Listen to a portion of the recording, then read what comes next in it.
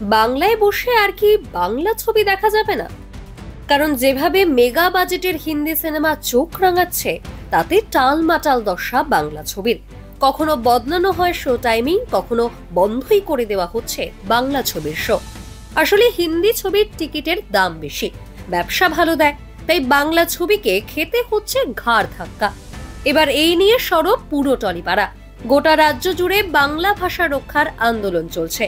তখন বাংলা ছবির করুণ দশা নিয়ে মুখ্যমন্ত্রীর দ্বারস্থ হয়েছিলেন টলিউডের পরিচালক, প্রযোজক, কলাকুশলীরা। আর সেই প্রেক্ষিতে বৃহস্পতিবার বৈঠক ডেকেছিলেন মন্ত্রী অরূপ বিশ্বাস। এই বৈঠকে হাজির ছিলেন ঋতুপর্ণা সেনগুপ্ত, কৌশিক গঙ্গোপাধ্যায়, শিবপ্রসাদ মুখোপাধ্যায়, প্রযোজক শ্রীকান্ত মোহতা, নিষ্পল সিং রানে, রানা সরকার প্রমুখ। এছাড়াও বৈঠকে ছিলেন ইম্পা সভাপতি পিয়া সেনগুপ্ত। হাজির হয়েছিলেন ছবির ডিস্ট্রিবিউটর এবং নামী প্রেক্ষাগৃহের কর্ণধারেরাও। কি হলো বৈঠকে? আমরা 50% শো নিয়ে আমরা এগোচ্ছি এবং ধূমকেতু প্রত্যেকটা সিঙ্গেল স্ক্রিনে, সিঙ্গেল থিয়েটারে 50% শো পাবে, দ্যাট টু প্রাইম টাইম। আমরা সবাই একই সহমত হয়েছি, ডিস্ট্রিবিউটর, এক্সিবিউটর, সিনেমা হলের মালিক যারা এবং যারা বড় বড় ডিস্ট্রিবিউটর আছেন সবাই আজকে ছিলেন এবং সবাই সহমত যে বাংলায় বাংলা ছবি চলবে। এই নিয়মটা কোথাও নেই ভারতবর্ষে, মানে এটা তুমি সাউথেও নেই, পাঞ্জাবে নেই, যেখানে যেখানে তাদের ভাষার ছবি আছে। বাংলা সিনেমাকে যখন একটা কেউ ভালোবেসে বানাচ্ছে বাংলা ভাষায়, তাকে বাংলাতে একটা জায়গা দিতে হবে, তখনই সেইটার প্রমাণপত্রটা তারপরে পাওয়া যাবে। তো জায়গাটাই যদি সে না পায়, তাহলে প্রমাণটা সে দেখাবে কি করে? ডিস্ট্রিবিউটারদের বক্তব্য খুব মানে ভাষা থাকে। ডিস্ট্রিবিউটাররা কিছু সেভাবে বলে উঠতে পারেন না এবং প্রডিউসারকে সেরকম কোনো এক্সপ্লেনেশনও দিতে পারেন না। মাঝে মাঝে তারা খুব ভালো এক্সপ্লেনেশন দেয়, মাঝে মাঝে একদম এক্সপ্লেনেশন দিতে পারেন না। সেখানে প্রডিউসাররা অনেক ধন্দে থাকে যে আসলে ঘটনাটা কি হচ্ছে, কেন এরকম হবে। তো সেই প্রশ্নগুলোই আমরা আজকে তুলেছিলাম এবং আমাদের মাননীয় মন্ত্রী এখানে ছিলেন অরূপদা, এবং অরূপদা এটাকে ডেফিনেটলি মিডিয়েট করেছেন এবং অনেকটা একটা মানে ক্লোজারের জায়গায় এসছে এই সমস্যাটা।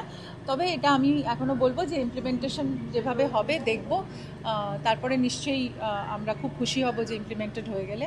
তবে উনি একটা ডিসিশন দিয়েছেন এবং আমার মনে হয় সবাই মিউচুয়ালি আমরা এটাতে এগ্রি করে এটাতে সলভিংয়ের দিকে গেছি।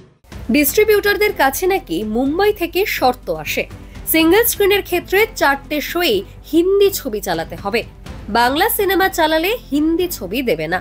যেহেতু হিন্দি সিনেমার রোজগার ভালো, সেক্ষেত্রে ডিস্ট্রিবিউটররা নিরুপায় হয়ে শর্তে রাজি হয়, ফলে বাংলা সিনেমা বিপদে পড়ে।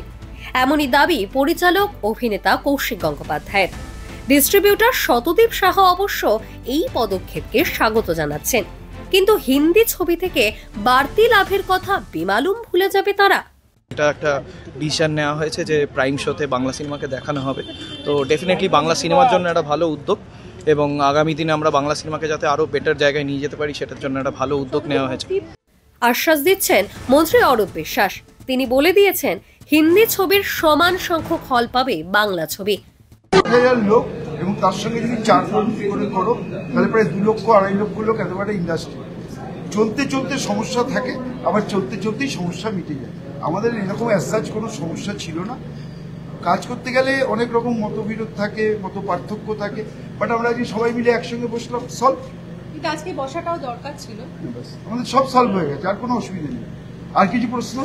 কি সিদ্ধান্ত নিলেন? সিদ্ধান্ত আমরা আমাদের নিজেদের মতো করে নিয়েছি।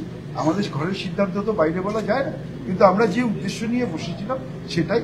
আমরা সবাই চাই যে যেভাবে বাংলা ভাষাকে নিয়ে আজকে বাংলা ভাষাকে গলা টিপে মারার একটা চেষ্টা হচ্ছে, আমাদের মাননীয় মুখ্যমন্ত্রী আর একটা ভাষা আন্দোলন চালু করেছে সর্বত্র। কেউ বলছেন বাংলা নাকি কোনো ভাষাই নয়, রবীন্দ্রনাথ ঠাকুরের ভাষা নাকি ভাষাই নয়। তো সেইটা নিয়েই হয়েছে। আমরা সবাই বাংলা ভাষাকে যাতে আরো বেশি করে বাংলা সিনেমা তৈরি হয়, বাংলা সিনেমা যাতে দর্শকরা দেখতে পান, তার যে নিয়ে আলোচনা সেটা করেছি, সেটা খুব ফলপ্রসূ। আর অরূপদাকে ধন্যবাদ। দক্ষিণ ভারতের ক্ষেত্রে এই ভাষা নিয়ে যে সমস্যাটা তৈরি হচ্ছে সিনেমার ক্ষেত্রে এটা হয়, বাংলার ক্ষেত্রে সেটা হচ্ছে। আমরা সেগুলো নিয়ে আজকে ডিটেলস আলোচনা করেছি এবং আমরা এইটুকু বলতে পারি বাংলায় বাংলা সিনেমাই প্রাধান্য পাবে। ধূমকেতুর হাত ধরেই আপাতত নতুন ট্রেন্ড শুরু হচ্ছে। ওয়ার 2 এর সঙ্গে মুক্তি পাচ্ছে এই ছবি। এখন দেখার বিষয় বাংলা ছবির এই লড়াই কতটা সাফল্য পায়। এই লড়াইয়ে জিতবেন কে? দেবের হাত ধরে বাংলা সিনেমা, নাকি ঋত্বিক রোশন ধ্বজা ধরে রাখবেন বলিউডের?